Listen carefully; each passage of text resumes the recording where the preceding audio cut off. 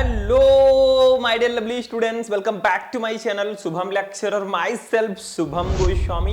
तो फाइनली आज मैं आपके लिए एक ऐसा क्लास लेकर आया हूं जो कि आप सभी के लिए बहुत ही ज्यादा इंपॉर्टेंट क्लास है, क्योंकि बहुत सारे हमारे स्टूडेंट कमेंट कर रहे थे सर आप 12th इंग्लिश के chapter wise most important question answer को लेकर आइए। तो आप बुलाएं और हम ना आए, ऐसा कैसे हो सकता है। तो आज के इस क्लास में मैं आपके लिए लेकर आया हूं क्लास 12 इंग्लिश प्रोज के चैप्टर 1 जिसका नाम है द लास्ट लेसन।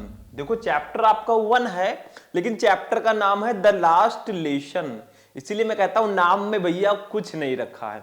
तो आज हम इस चैप्टर के जितने भी मोस्ट इंपॉर्टेंट क्वेश्चन आंसर हैं जो 2025 बोर्ड एग्जाम में आएंगे उन सभी क्वेश्चन आंसर को हम एक ही क्लास में पढ़ेंगे। आज द लास्ट लेसन की अंतिम यात्रा है। अगर आज आपने पढ़ लिया तो फिर आपको पढ़ने की जरूरत नहीं पड़ेगी, क्योंकि मैं आपको आंसर के साथ विथ हिंदी मीनिंग बताने वाला हूं। अब ये क्लास इतना स्पेशल क्यों है, क्योंकि आज हम इस चैप्टर के शॉर्ट आंसर टाइप क्वेश्चन से लेकर लॉन्ग आंसर टाइप क्वेश्चन सबको पढ़ेंगे। मतलब शॉर्ट क्वेश्चंस को भी पढ़ेंगे और लॉन्ग क्वेश्चन को भी पढ़ेंगे। और भैया प्रोज में आता ही क्या है, शॉर्ट आंसर टाइप क्वेश्चन और लॉन्ग क्वेश्चन ही तो आता है। तो आज हम चैप्टर 1 का खात्मा करने वाले हैं। याद रखिएगा मेरे स्टूडेंट, बस इतने प्रश्न आपको पढ़कर जाने हैं 2025 में, इससे बाहर एक भी प्रश्न नहीं आने वाला, क्योंकि सारे के सारा क्वेश्चन मैंने एक ही क्लास में ले लिया है। ठीक, शॉर्ट आंसर टाइप क्वेश्चन भी रहेगा, लॉन्ग क्वेश्चन भी रहेगा। तो ले लो कॉपी और पेन और अपना जो माइंड है वो अपने स्क्रीन पर रखकर ध्यान से इस क्लास को देख लो।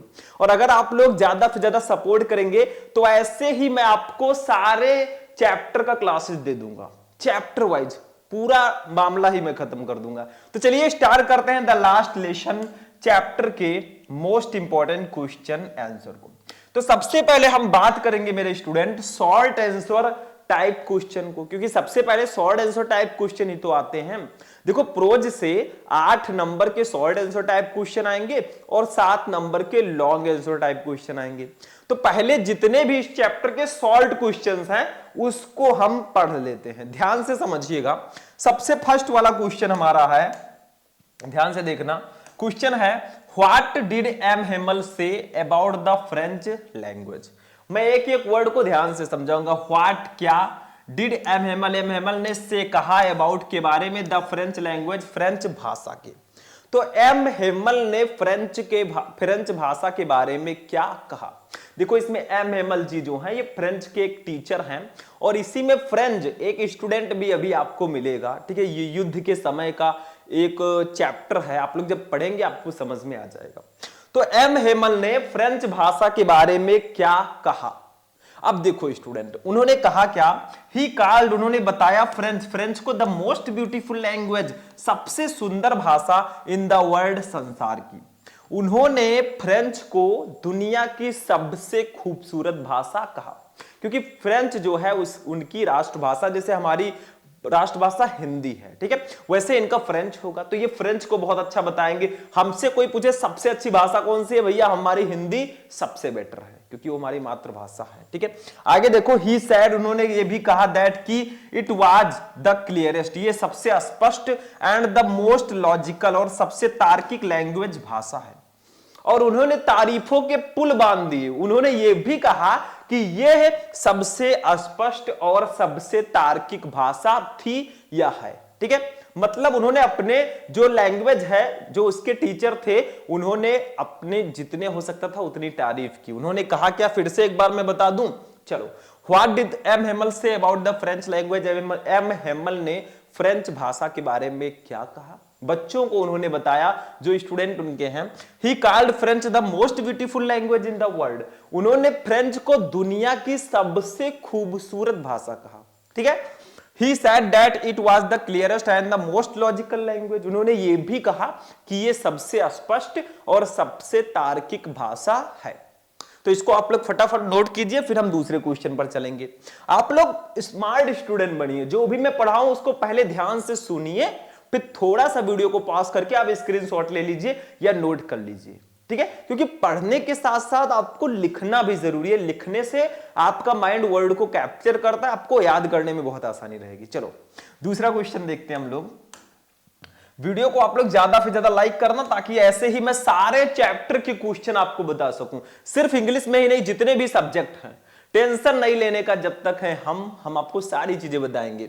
दूसरा, what had been put up on the bulletin board. देखिए क्या हुआ, व्हाट क्या हैड बीन पुट लगाया गया था on the bulletin board, bulletin board पर, यानी कि बुलेटिन बोर्ड पर क्या लगाया गया था, सूचना पट्ट पर क्या लगाया गया था। बुलेटिन बोर्ड का मतलब होता है सूचना पट्ट। जैसे अब आपके स्कूलों में भैया डायरेक्टली अनाउंस कर दिया जाता है, भैया कल ये है, दशहरा है, कल छुट्टी रहेगी, नवरात्रि है, इसकी छुट्टी रहेगी। लेकिन पहले क्या होता था, एक सूचना पट्ट होता था, उसी पर जो भी अवकाश दिया जाता था, जो भी हॉलीडेज रहते थे, सबको उसी पर लिख दिया जाता था, भैया कल इस कारण से छुट्टी रहेगी। लेकिन आज कुछ और ही लगाया गया था इस सूचना पर। What had been put up on the bulletin board, bulletin board पर क्या लगाया गया था, क्या लिखा गया था, देखो ध्यान से समझना। एन ऑर्डर, एक आदेश फ्रॉम बर्लिन, जो कि बर्लिन से आया था, हैड बीन पुट ऑन, वो लगाया गया था the bulletin board, bulletin board पर। यानी कि बर्लिन से आए एक आदेश को बुलेटिन बोर्ड पर लगाया गया था। अब वो आदेश क्या था वो समझते हैं। इट सेड, उसमें कहा गया था दैट की ओनली जर्मन, सिर्फ जर्मन वुड बी टॉट, पढ़ाई जाएगी इन द स्कूल, स्कूल में of Alsace and Lorraine, Alsace and Lorraine की।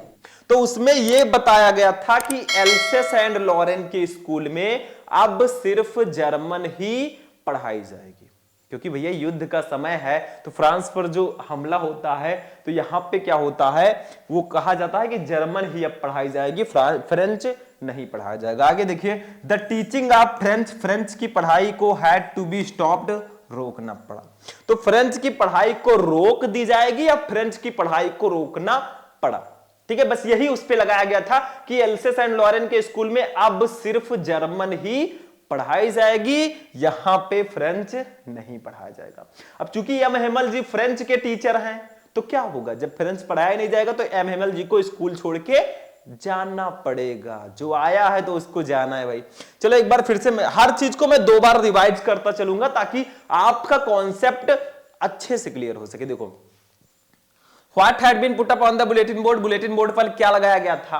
An order from Berlin had been put up on the bulletin board, Berlin से आए एक आदेश को बुलेटिन बोर्ड पर लगाया गया था।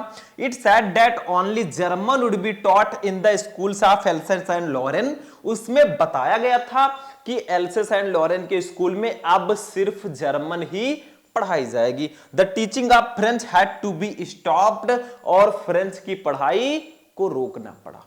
बस हो गया भाई, दूसरा क्वेश्चन भी हो गया, इसको नोट करो फटाफट। ये जो भी मैं क्वेश्चन बता रहा हूं ऐसा नहीं है एक कान से सुना दूसरे से निकाल दिया, ये क्वेश्चन हाई लेवल है, 5 स्टार वाले क्वेश्चन है, इनको बिल्कुल भी मिस मत करना। और आज हम पूरे चैप्टर का खात्मा कर रहे हैं, तो ध्यान से समझना। चलो तीसरा क्वेश्चन देखते हैं। थर्ड क्वेश्चन क्या है, देखो। अब भैया होता क्या है कि अब फ्रेंच तो पढ़ाया नहीं जाएगा। अब चूंकि एम हेमल जी फ्रेंच के टीचर थे, तो उनको स्कूल छोड़ के जाना पड़ेगा।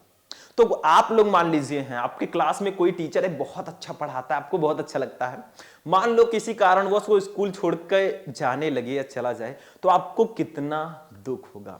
वही हमारे एक स्टूडेंट है इसमें, फ्रेंच, ठीक है। जब एम हेमल जी स्कूल छोड़ के जाने लगते हैं, तो फ्रेंच की जो भावनाएं हैं ना, वो बदल जाती है, फीलिंग बदल जाएंगी। अगर आपके ही कोई आपके लव्ड वंस, कोई टीचर, प्रिय टीचर आपको छोड़ के जाएंगे, तो भैया प्रॉब्लम तो होगी ही। चलो क्वेश्चन देखते हैं। हाउ, कैसे डिड फ्रेंच, फ्रेंच की फीलिंग्स, भावनाएं अबाउट एम हेमल के बारे में एंड स्कूल के बारे में चेंज, बदल गई। तो फ्रेंच की एम हेमल और स्कूल के बारे में भावनाएं कैसे बदल गई। पहले कुछ और फीलिंग थी, जैसे ही उसने सुना कि भैया एम हेमल जी जा रहे हैं, उसकी भावनाएं पूरी तरह बदल गई। कैसे, चलो समझते हैं, ध्यान देना। फ्रेंच वाज शॉक्ड, फ्रेंच को झटका लगा, शॉक का मतलब झटका लगना। व्हेन, जब ही हेयर्ड, उसने सुना, डैट की एम हेमल वाज लिविंग, वो छोड़कर जा रहे हैं जा स्कूल को फॉरएवर, हमेशा के लिए। तो फ्रेंच को झटका लगा, जोर का झटका लगा जब उसने सुना कि एम हेमल जी हमेशा के लिए स्कूल को छोड़ के जा रहे हैं, तो उसको बहुत ज्यादा झटका लगा, बहुत ज्यादा शॉक हो गया बच्चा। वो देखो आगे, हिज फीलिंग्स, उसकी भावनाएं नाउ अब चेंज्ड, बदल गई, टुगेदर, एक साथ। अब उसकी भावनाएं बदल गई, एक साथ उसकी भावनाएं बदल गई। क्या हुआ? ही कर्स्ड, उसने खुद को कोसा। कर्स का मतलब होता है कोसना, ठीक है, खुद को डांटना। ही कर्स्ड हिमसेल्फ, उसने स्वयं को कोसा। फॉर नॉट लर्निंग, ना याद करने के लिए, हिज लेसन्स, अपने लेसन्स को। तो उसने अपने लेसन्स को ना याद करने के लिए खुद को कोसा। उसको ऐसा लगा कि शायद मेरे कारण ही तो नहीं छोड़ के जा रहे हैं कि मैं अपने लेसन्स को नहीं याद करता था। अब ऐसा लग रहा है, जब कोई छोड़ के जाने लगता है ना, जैसे आपके कोई टीचर हैं, वो आप बहुत अच्छे हैं, आप उसको उनको बहुत मानते हैं, अगर वो आपको कोई होमवर्क देते हैं, आप करके नहीं जाते थे, बाद में वो स्कूल छोड़ के जाने लगे, तो आप सोचेंगे यार काश होमवर्क हम डेली करते, सर जो कहते थे उनका कहना मानते, ठीक है। तो ऐसा होता है फीलिंग, वही उसने खुद को कोसा। आगे देखो क्या है, ही फॉरगॉट, वो भूल गया, ऑल अबाउट, ऑल का मतलब सभी, अबाउट एम हेमल्स के बारे में, रूलर, रूलर का मतलब होता है शासकीय, जैसे टीचर होते हैं कुछ शासकीय व्यवहार के होते हैं, ठीक है, कुछ स्ट्रिक्ट होते हैं। तो ruler and his cranky nature, और उनके क्रैंकी नेचर का मतलब होता है चिड़चिड़ा स्वभाव। तो एम हेमल वो जो है फ्रेंड्स जो है, he forgot all about M Hamel's ruler and his cranky nature, वो जो है एम हेमल के शासकीय और उनके चिड़चिड़े स्वभाव के बारे में सब कुछ भूल गया। अब वो सोच रहा था कि सर जी हमें छोड़कर ना जाते तो अच्छा रहता। तो आपके भी टीचर अगर कुछ कहते हैं ना, होमवर्क देते हैं, पूरा कर लिया करो, नहीं तो किसी दिन छोड़ के चले जाएंगे तो बहुत दुख होगा कि यार काश पूरा कर लेते। इसको फिर से समझे, चलो। How did Franz feeling about M Hamel and school change, Franz की भावनाएं एम हेमल और स्कूल के बारे में कैसे बदल गईं? तो Franz was shocked when he hear that M Hamel was leaving the school forever. मतलब फ्रेंच को झटका लगा जब उसने सुना कि एम हेमल जी हमेशा के लिए स्कूल छोड़ के जा रहे हैं। His feelings now change together, उसकी भावनाएं अब एक साथ बदल गईं। He cursed himself for not learning his lessons, उसने खुद को अपने पाठों को याद ना करने के लिए खुद को कोसा, खुद को कर्स किया, ठीक है। He forgot all about M Hamel's ruler and his cranky nature, वो एम हेमल जी के शासकीय और चिड़चिड़े स्वभाव के बारे में सब कुछ भूल गया, ठीक है, सब भूल गया। चलो इसको भी नोट करो, फटाफट स्क्रीनशॉट ले लो स्क्रीनशॉट स्टूडेंट, क्योंकि ऐसा क्लास बार बार मिलने वाला नहीं है, दुआओं में मिलते हैं। चलो आगे बढ़ते हैं। चलो नेक्स्ट क्वेश्चन इसी चैप्टर का देखो, 5 मैंने सॉल्व आंसर टाइप क्वेश्चन लिया है। किसी भी कोई ना कोई क्वेश्चन तो आएगा ही आएगा अगर इस चैप्टर से आना होगा तो, मतलब इन 5 क्वेश्चंस के अलावा कोई क्वेश्चन नहीं आएगा शॉर्ट में। और लॉन्ग में भी मैंने क्वेश्चन लिया है, अभी हम देखेंगे, अभी तो ट्रेलर है, पिक्चर अभी बाकी है, माहौल बदल देंगे इस बार। चलो चौथा क्वेश्चन देखो, What did एम हेमल ने क्या से कहा अबाउट द लैंग्वेज, भाषा के बारे में, एंड इट्स इंपॉर्टेंस, और उसके महत्व के बारे में। तो एम हेमल ने भाषा और उसके महत्व के बारे में बच्चों को क्या कहा, ठीक है, देखो उन्होंने क्या कहा। एम हेमल ने बताया देम उन्हें दैट की French was the most beautiful language in the world, French दुनिया की सबसे खूबसूरत भाषा है, ये तो उन्होंने कहा। अब आप कहेंगे सर जी है क्यों कह रहे हैं, यहाँ पे वाज लगा है, देखो इज भी लगा दीजिए या थी भी कह सकते हैं, कोई दिक्कत नहीं है, ठीक है। आगे देखो, it was the clearest and the most logical language, ये सबसे स्पष्ट और सबसे तार्किक भाषा है। ये तो वही वाला हो गया ना कि एम हेमल ने फ्रेंच भाषा के बारे में क्या कहा, फर्स्ट वाला क्वेश्चन। लेकिन आगे देखो उसके महत्व के बारे में क्या कहा, देखो ही आस्क्ड देम, उन्होंने उनसे कहा टू गार्ड इट, यानी कि देखो ही आस्क्ड देम, उन्होंने उनसे कहा to guard it among them, यानी कि टू गार्ड रक्षा करे, इट इसकी, अमॉन्ग देम अपने बीच में, किसकी, अपने भाषा की रक्षा करें, ठीक है। आगे देखो and on never forget it, और इसे कभी ना भूलें। मतलब उन्होंने बच्चों से कहा कि अपनी भाषा की अपने बीच में रक्षा करें और इसको कभी ना भूलें, मतलब अपनी भाषा की आप रक्षा करें, आप गार्ड करें और इसे कभी भूलें ना, क्योंकि ये हमारी फ्रेंच भाषा है। आगे देखो, ही गेव ये रीजन, उन्होंने एक कारण भी दिया, आल्सो भी, व्हेन जब पीपल बियर इंस्लेव्ड, जब लोग गुलाम थे। उन्होंने एक कारण भी दिया कि आखिर हमारी भाषा इतनी महत्वपूर्ण क्यों है, उसके लिए एक कारण दिया। ही गेव ये रीजन, उन्होंने एक कारण दिया आल्सो भी, व्हेन पीपल बियर इंस्लेव्ड, जब लोग गुलाम थे, एज लॉन्ग, तब they held fast to their language, they held fast, वे कायम थे टू दियर लैंग्वेज, अपनी भाषा पर, तो वे अपनी भाषा पर कायम थे। They had the key to their prison, और वही भाषा they had to the key, वो उसके पास चाबी थी टू द प्राइजन, जेल की। तो उन्होंने कहा कि जब लोग गुलाम थे तब वो अपनी भाषा पर कायम थे, और वही भाषा जो है उनके लिए जेल की चाबी की तरह काम कर रही थी। मतलब उन्होंने अपनी भाषा को कहा कि भैया ये जो भाषा है ना, अगर आप गुलाम भी रहेंगे तो ये आपके लिए जेल की चाबी की तरह काम करेगी। उन्होंने एक रीजन बताया। तो क्वेश्चन फिर से देखें, देखो, what did M Hamel say about the language and its importance, M Hamel ने भाषा और उसके महत्व के बारे में क्या कहा। तो M Hamel told that the French was the most beautiful language in the world। M Hamel ने बताया कि फ्रेंच दुनिया की सबसे खूबसूरत भाषा है। It was the clearest and the most logical language, ये सबसे स्पष्ट और सबसे तार्किक भाषा है। He asked them to guard it among them and never forget it, उन्होंने उनसे कहा कि इसे अपने बीच सुरक्षित रखें और इसे कभी ना भूलें। He gave a reason also when the people were enslaved, as long as they held fast to their language, they had the key to their prison। और उन्होंने एक कारण भी बताया कि जब लोग गुलाम थे तो वो अपनी भाषा पर कायम थे, और वही भाषा उनके लिए जेल की एक चाबी की तरह थी। चलो ये भी आपका हो गया, इसको नोट करो फटाफट, फटाफट नोट करो भैया। चलो नेक्स्ट क्वेश्चन को हम लोग देखते हैं, क्वेश्चन नंबर 5। ये देखो, ये क्वेश्चन बहुत ज्यादा पूछा जाता है, इसको हम देखते हैं। क्वेश्चन क्या है, देखो क्वेश्चन, व्हाट हैपेंड, क्या हुआ, व्हेन, जब, चर्च क्लॉक, चर्च की घड़ी में स्ट्रक 12, 12 बजे। तो चर्च की घड़ी में 12 बजने पर क्या हुआ, क्योंकि ये युद्ध का समय है भैया, तो होगा क्या, मतलब चर्च की घड़ी में 12 बजने पर क्या हुआ। क्वेश्चन बहुत आता है, देखो, the moment the church clock struck 12, जैसे ही चर्च की घड़ी में 12 बजे, द मोमेंट, वो क्षण, द चर्च क्लॉक, चर्च की घड़ी में स्ट्रक 12, 12 बजे, द प्रूशियन आर्मी, प्रूशियन सेना, केम टू, वो आई, टू टेक ओवर, कब्जा करने के लिए।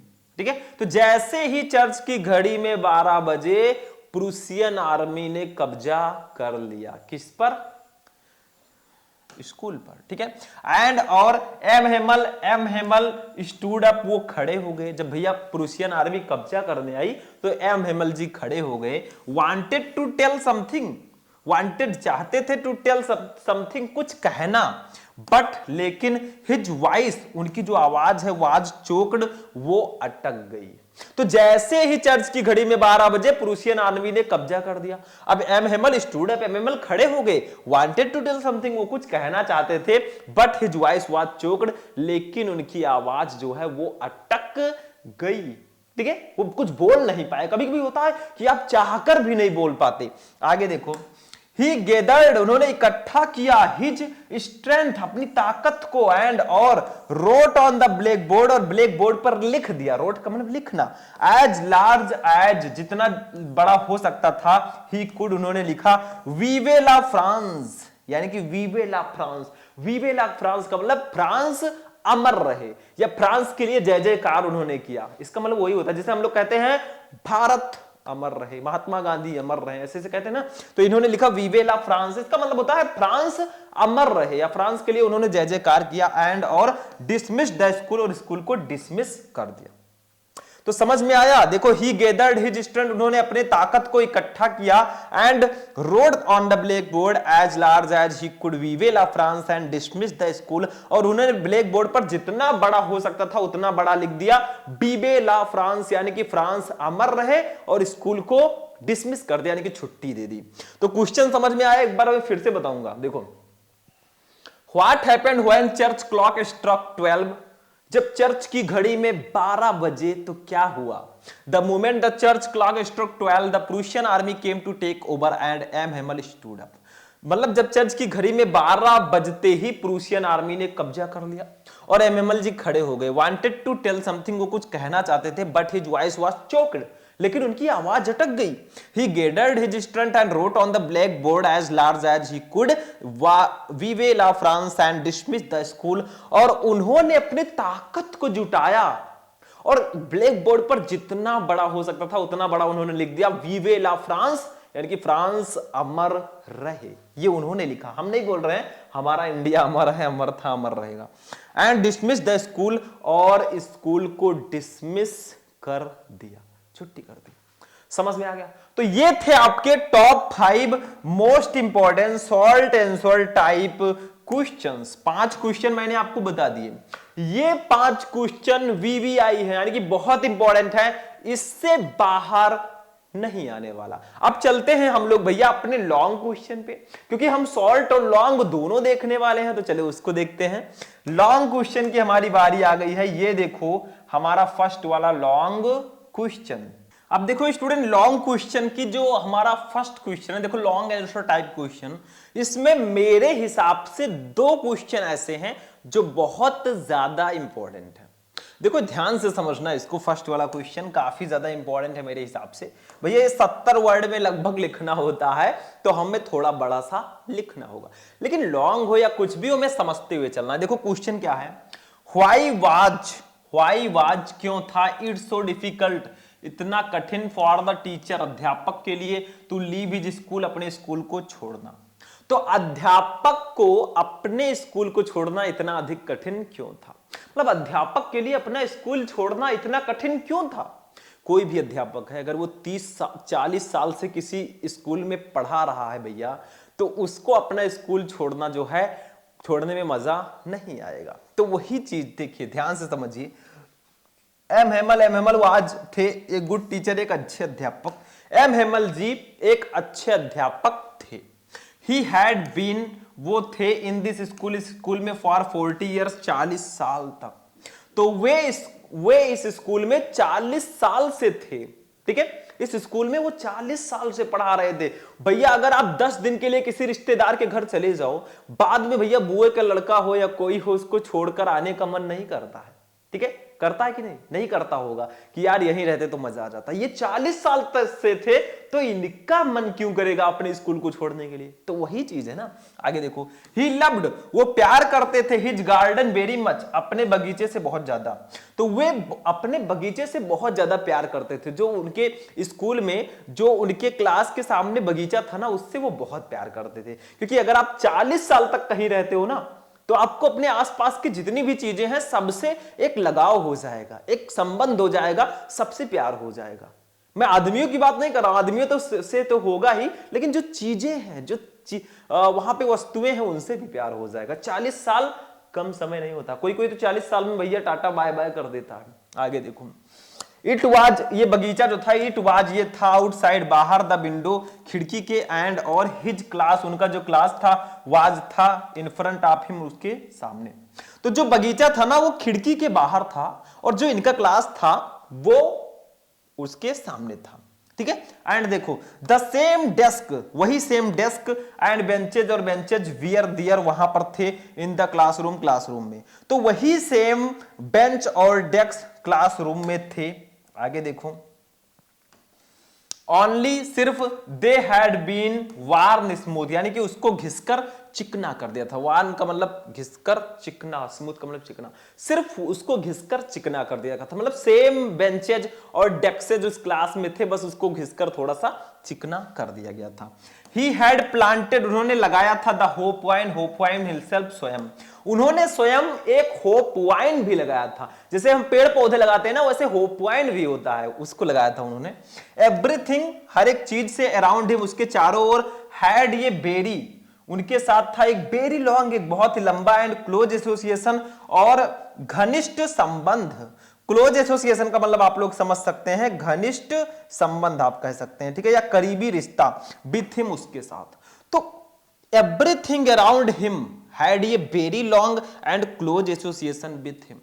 वहां की हर एक चीज से एम हेमल जी को बहुत ही ज्यादा, बहुत लंबा और बहुत करीबी संबंध था। हर एक चीज से, मैंने कहा था ना कि हर एक चीज से प्यार हो जाएगा, वैसे ही इनको भी हो गया था, ठीक है? आगे देखो, हिज उनकी सिस्टर बहन वाज बिजी, वो व्यस्त थी पैक करने में, इन द रूम एवं ऊपर, और उनकी जो बहन थी वो ऊपर पैकिंग करने में बिजी थी, क्योंकि एम हेमल जी छोड़ के जा रहे हैं स्कूल को, तो जब वो जाएंगे तो जो उनका सामान है ना उसको पैक तो करना होगा। तो एम हेमल की जो सिस्टर है वो ऊपर पैकिंग करने में कमरे में बिजी थी। आगे देखो, अभी बड़ा है, इतना है, ठीक है, बिजी थी। आगे देखो क्या है, ही कुड, वो सुन सकते थे, हियर वो सुन सकते थे, हिज सिस्टर अपने सिस्टर को मूविंग अबाउट, मतलब उनकी हरकतों को, जो वो इधर उधर चलती थी ना, पैकिंग करने में इधर से उधर तो जाना पड़ेगा, तो वो उनकी आवाज को सुन सकते थे, ठीक है। He could hear his sister moving about, वे अपनी बहन की हरकतों को सुन सकते थे कि वो ऊपर क्या कर रही है और कैसे पैकिंग कर रही है। आगे देखो, इट वॉज वेरी, ये था, बहुत था, डिफिकल्ट, कठिन, फॉर हिम, उनके लिए, टू डिसोसिएट, यानी कि अलग करना, हिमसेल्फ, खुद से, फ्रॉम ऑल दीज थिंग, उन सभी चीजों से, फॉर दे जो उनके had been part and parcel of his life, जो उनके जीवन का अभिन्न अंग बन चुकी थी। पार्ट एंड पार्सल का मतलब अभिन्न अंग, ठीक है। तो आपका है, it was very difficult for him to dissociate himself from all this thing, for they had been part and parcel of in life, यानी कि ये उनके लिए खुद से अलग करने के लिए बहुत कठिन था, ठीक है। मतलब it was very difficult for him, ये उनके लिए बहुत कठिन था खुद से चीजों को अलग करने के लिए, जो उनके जीवन के का एक अभिन्न अंग बन चुकी थी। मतलब जो एम हेमल जी है ना, उनको उन सभी चीजों को खुद से अलग करना बहुत कठिन था, जो उनके जीवन का एक अभिन्न अंग बन चुकी थी। एवरीवन वाज सैड, हर एक आदमी वहां पे दुखी था, एट हिज लीविंग, उनके छोड़कर जाने से, जा स्कूल, तो उनके स्कूल छोड़ जाने से सभी लोग दुखी थे, वहां पे गांव वाले और जो लोग थे सब लोग दुखी थे। एक बार मैं फिर से रिवाइज करूं इसको, चलो कर देते हैं, देखो आप समझ में आ जाएगा आपको। Why was it so difficult for teacher leave his school, अध्यापक को स्कूल छोड़ना इतना कठिन क्यों था। व्हाई वाज इट, ये इतना कठिन क्यों था अध्यापक को स्कूल छोड़ना। देखो क्या है, अब इसका आंसर हम ध्यान से समझते हैं। देखो, M Hamel was a good teacher, M Hamel एक अच्छे अध्यापक थे। He had been in this school for 40 year, वो इस स्कूल में लगभग 40 साल से थे। He loved his garden very much, वे बगीचे से बहुत ज्यादा प्यार करते थे। It was outside the window and his class was in front of him, वो बगीचा उनके खिड़की के बाहर था और उनका क्लास जो है उसके सामने था। The same desk and benches were there in the classroom, मतलब वही सेम डेस्क और बेंचेज क्लासरूम में रखे हुए थे। Only they had been worn smooth, सिर्फ उसको घिसकर चिकना कर दिया गया था।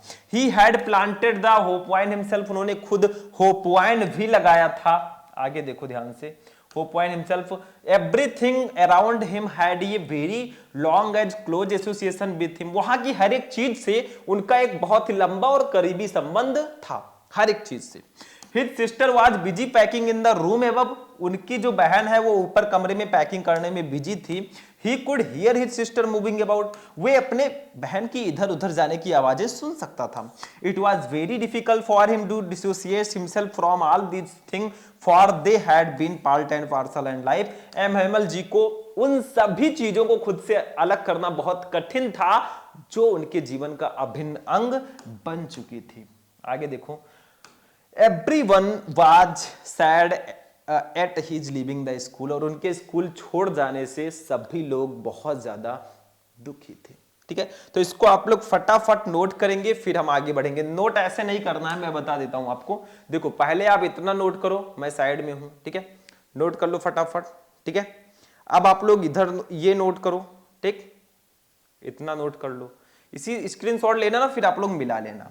चलिए दूसरा क्वेश्चन भी देख लेते हैं हम लोग। सेकंड क्वेश्चन क्या है इसको भी समझ लेते हैं। अब देखिए स्टूडेंट, हमारा जो सेकंड क्वेश्चन है ये बहुत ज्यादा इंपॉर्टेंट है हमारे लॉन्ग क्वेश्चंस में। देखो क्या है, व्हाट वाज, क्या था, द सीन, दृश्य, इनसाइड द क्लास, क्लास के अंदर, व्हेन, जब, फ्रेंच रीच्ड, फ्रेंच पहुंचा, द स्कूल, स्कूल में। तो जब फ्रेंच स्कूल में पहुंचा तो अंदर का दृश्य कैसा था, अंदर का दृश्य कैसा था, या अंदर के दृश्य में क्या था। देखो, When French, जब फ्रेंच रीच्ड पहुंचा, the school, school, the scene, दृश्य, इनसाइड द क्लास, क्लास के अंदर का, वाज था, अनयूजली असामान्य रूप से, वेरी क्वाइट बहुत शांत। तो जब फ्रेंज स्कूल पहुंचा तो क्लास के अंदर का दृश्य जो है वो असामान्य रूप से बहुत शांत था, सभी लोग बहुत शांत थे। होता क्या है, जब आप स्कूल जाते हैं ना और जब आपका प्रार्थना नहीं हुआ रहता है तो देखते हैं कितना बच्चे चिल्लाते हैं, कितना ज्यादा हलचल रहता है, ठीक है। लेकिन उस दिन शांत था, कुछ तो होने वाला था। देखो यूजुअली सामान्य रूप से व्हेन जब स्कूल बिगिन, जब स्कूल प्रारंभ होता था, देयर वाज वहां होता था ये ग्रेट बस्टल, बहुत ज्यादा हलचल। तो सामान्य रूप से जब स्कूल शुरू होता था तो वहां बहुत ज्यादा हलचल होती थी, ठीक है। व्हिच कुड बी, जिसे सकता था हियर्ड सुना, आउट इन द स्ट्रीट यानी कि सड़क, बाहर सड़क से ही, और जिसको बाहर सड़क से ही सुना जा सकता था। मतलब सामान्य रूप से जब स्कूल स्टार्ट होता था ना सुबह सुबह, तो बहुत ज्यादा वहां पे हलचल होती थी जिसको हम सड़क से ही सुन सकते थे। जैसे आप स्कूल जाते हैं, बाउंड्री है, आप बाहर जैसे ही रहेंगे ना आपको हलचल सुनाई पड़ेगी सड़क से ही, ठीक है। वैसे यहां पे भी सेम चीजें हैं। आगे देखो क्या है, ये देखो यहां पे ही सा, उसने देखा हिज क्लासमेट्स, अपने सहपाठियों को। क्लासमेट का मतलब जो आपके साथ पढ़ते हैं, आपके सहपाठी, ठीक है। हैड ऑलरेडी, वो पहले से ही टेकन देयर प्लेसेज, वो अपनी जगह पर बैठे थे। एंड और मतलब उसने देखा, फ्रेंच जब गया तो उसने देखा कि उसके जो सहपाठी हैं, उसके जो क्लासमेट्स हैं, वो पहले से ही अपनी जगह पर बैठे हुए थे।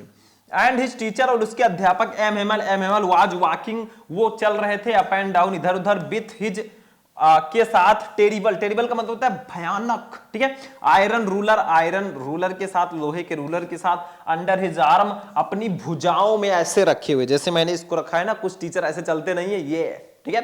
तो ऐसे रखकर वो चल रहे थे।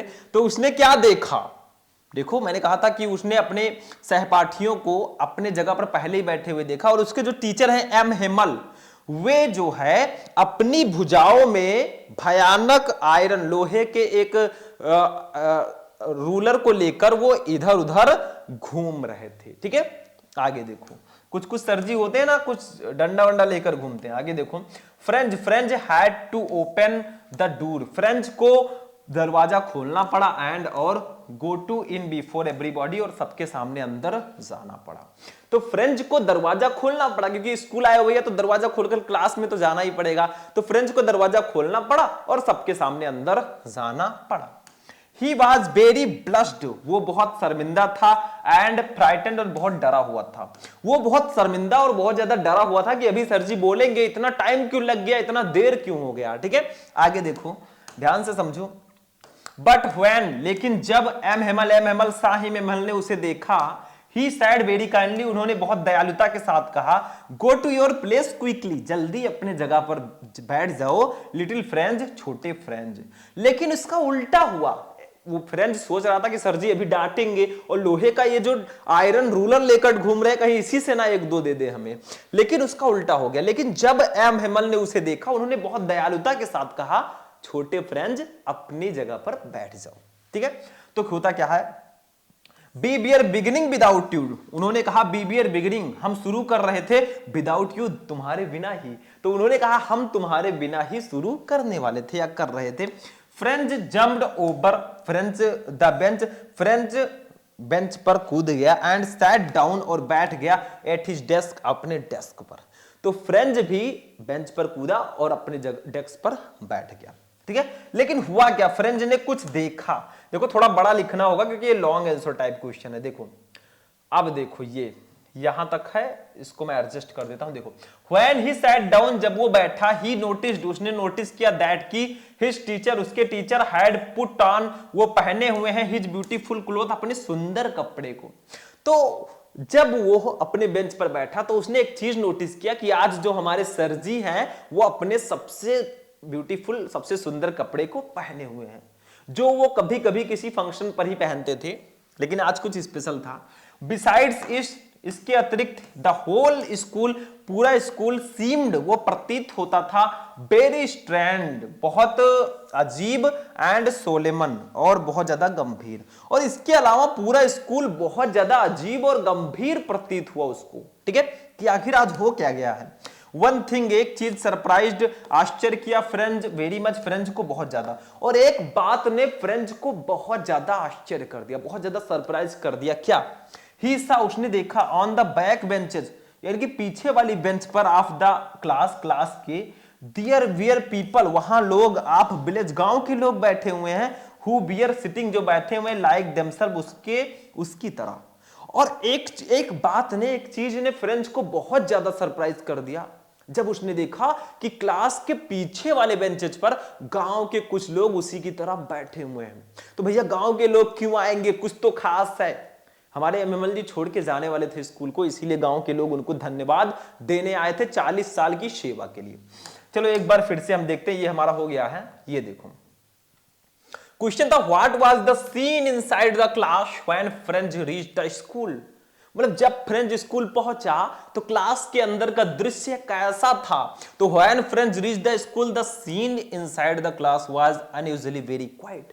जब फ्रेंच स्कूल पहुंचा तो क्लास के अंदर का जो दृश्य था ना वो असामान्य रूप से बहुत ज्यादा शांत था।